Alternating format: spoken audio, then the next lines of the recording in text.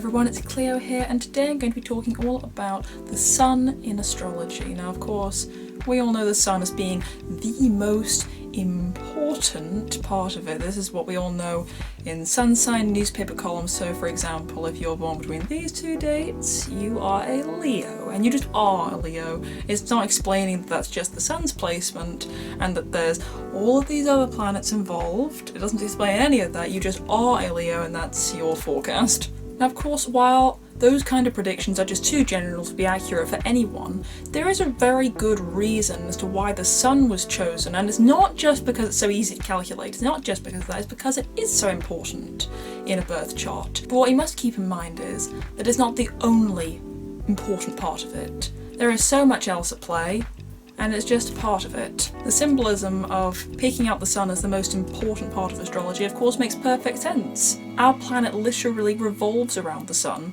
It's bold, it's bright, and it's warm, and you really can't ignore it. And of course, anything that bright is going to seem very, very important, and it is, but the part of you that shines is not the only part of you. And if you want to know about the part of you that doesn't shine, you can check the video about the moon, and actually I really can't tell which corner it's supposed to be in. It's one of those.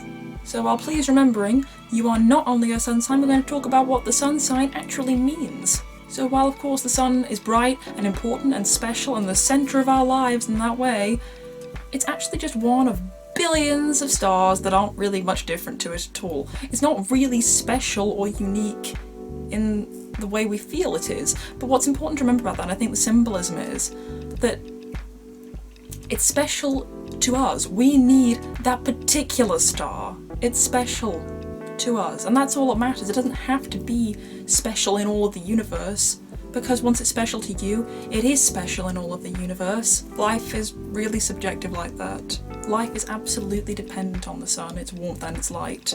And similarly, we as human beings are just one of billions. How can we feel special? Well, we do. We are special to us because we know ourselves and other people around us so well. We are special to ourselves. And by that, we are important. It doesn't matter that there are billions of others, or even people who might seem exactly the same. It doesn't matter because you don't know them, and it's not important. You know you.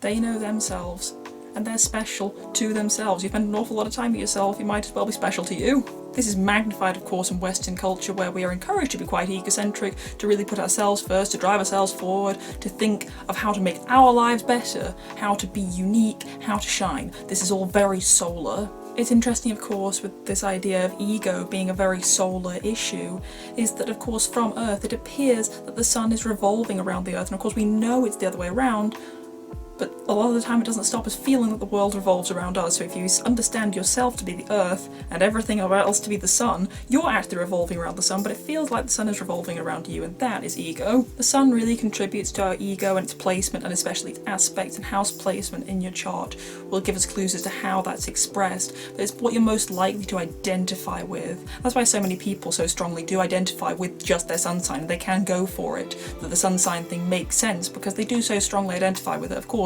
there is so much more going on there, but people can easily latch on most of the time to their sun sign. So the sun's placement of the chart will give away what kind of relationship we have with our own ego. Do you like yourself? Do you have a bad relationship with yourself? Do you not know how to shine? Are you too shy to shine? Has somebody squashed you in that way? It'll indicate all of that in your birth chart. I can't say the sun describes exactly who we are. I think that is the whole birth chart, but it describes a lot of the time the kind of person we want to be, what we aspire to be, our dreams. That idea of being really proud of a particular identity. You see, for example, on the internet, people being very proud of which Myers-Briggs personality type they are, which are all of these. People really strongly identifying with it, thinking, I am an ENFJ, that's who I am, I'm part of that group and I'm proud of it.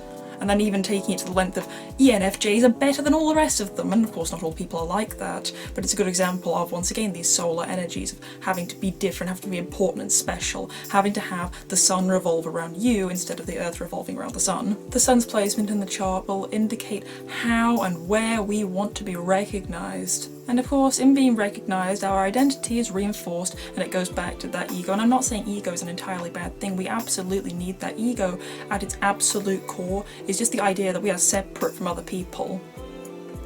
The The problem of course comes in when you believe you are significantly more important than other people and your needs should come before others for no particular reason, just because you believe yourself to be more important than those other people. I would say the sun is the word I. Me, I, myself, all of that is very solar. It signifies the will and the vitality of the person in question as well, which of course makes perfect sense when you think about how the sun provides all of that. People usually feel they're most alive when carrying out the message of their sun in their birth chart. For example, if you have the sun in your 5th house and in Leo as well, that's going to be a really creative, fun-loving, extrovert position for it. It's going to feel most alive when having fun and perhaps performing. Just as the sun in real life provides light and warmth, everything it touches in a chart, and that's of course house placement, sign placement, and then aspects to it, it provides that light and that warmth that kind of illuminates everything it touches. The sun is our driving force and what keeps us going. It's the dream, the will, all of that of course is coming from that solar energy. It's what keeps you separate. If you just felt you were merging into the whole, you would have no drive and you would have no will, and that's why it's so important. It's absolutely necessary for survival, literally and of course metaphorically. Where we can say a key phrase for the moon is I need, the sun is very much leaning towards I want. This is my purpose, this is my direction. Here I want to be me, I want to be special, I want to be unique. I want to be an individual in my own right, which is very different to the moon. The condition of the sun in your own birth chart will have a massive influence on how good you feel about yourself. In traditional astrology, the sun signifies your biological father and or other father figures in your life. I would say it describes your personal experience of having a dad. In some cases, you didn't even have one. Some people have 2 mothers, or just 1 mother, or live with their grandparents, but it's whatever your experience of that archetype was. It doesn't have to be your biological father or even a man at all. Especially you'll find if you look at the sun and Saturn's placements in a chart, you can find more about what the father did, sometimes even very literally as what he did for work. The sun's house and sign placement aspects to it describe what we find to be most important. It describes in the chart where we focus our attention.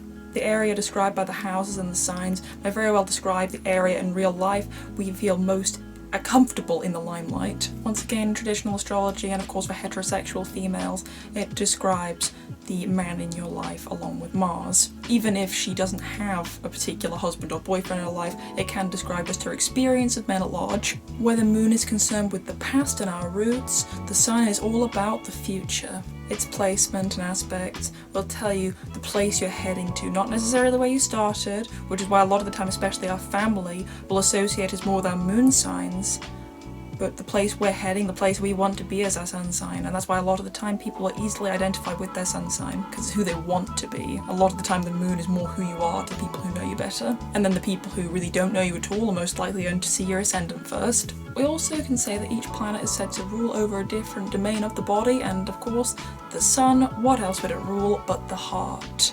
It is that element that animates us, once again, both metaphorically and very literally. So of course it is our ego what keeps us going, and then it's the heart that keeps us going. Without that, everything ceases to work. And of course we could say a lot more for it, the sun, but that is the basic idea. I would say mostly, to put it down to its simplest root, it is that it is about ego, and that doesn't have to be a bad thing. Often ego is used a bad word. It's not supposed to have any positive connotations in modern culture, but it still does. It's very necessary. I think it always helps when learning these things to make a list of keywords, and I have done that for all the planets, and of course the sun isn't a planet but we call it one, and for all the signs. So the list is your sense of identity, what's important to us, what we're proud of, what we seek to put our hearts into, vitality, just importance, pride, illumination, recognition, our will, our purpose, our future goals, and our independence.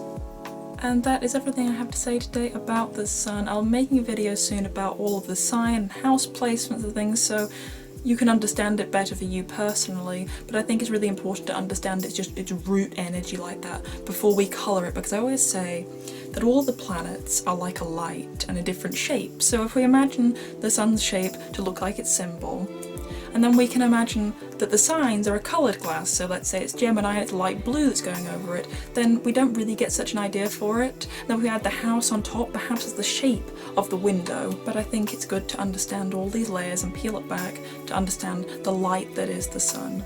So thank you very much for watching. If you enjoyed this video, please give it a like and subscribe for more, and I'll see you next time. Bye for now.